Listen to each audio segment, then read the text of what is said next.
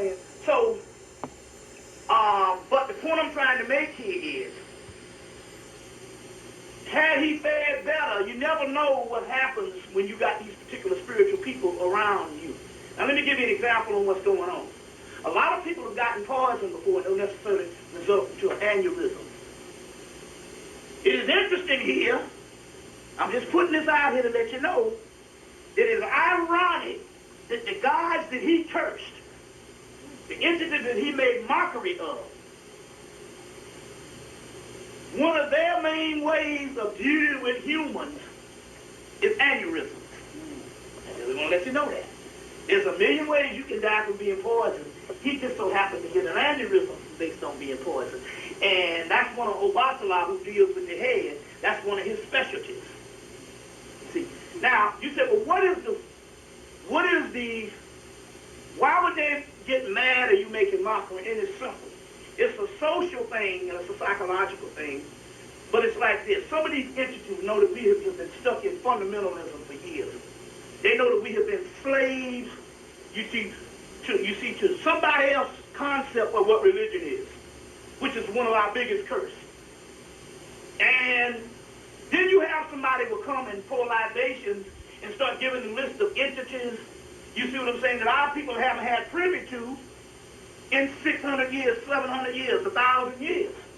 So the spirit world feels this is a great opportunity, not for the practitioners that's into these things, but for the general audience who are able to partake in a ceremony where these particular names are being called that they haven't heard or been disconnected from for either thousands of years or a little over hundreds of years, you know, based on what slavery. So they feel it's a grand procession and a grand honor to have their own people, the descendants of the ancestors, their own bloodline, call their names, and to do things based on ceremonies that's related to them. So they don't take time to, when they get their only opportunity, you see what I'm saying, to get this grand procession so our people can know these spirits that we're used to be connected with, and you got a motherfucker coming up in here because he's a Muslim or whatever this shit here, making mockery of this shit. You see what I'm saying? You see. So that's the kind of thing that happens. So when the brother did that on the tape the other month, I'm like, you better watch this. He just so happens to be a Muslim. You see what I'm saying? Which just means another form of Judeo-Christian complex. You see what I'm saying? Deaf, dumb, and blind. And to make mockery of the spirit world, you see what I'm saying? And these religions who suggest that you're not supposed to be spiritual.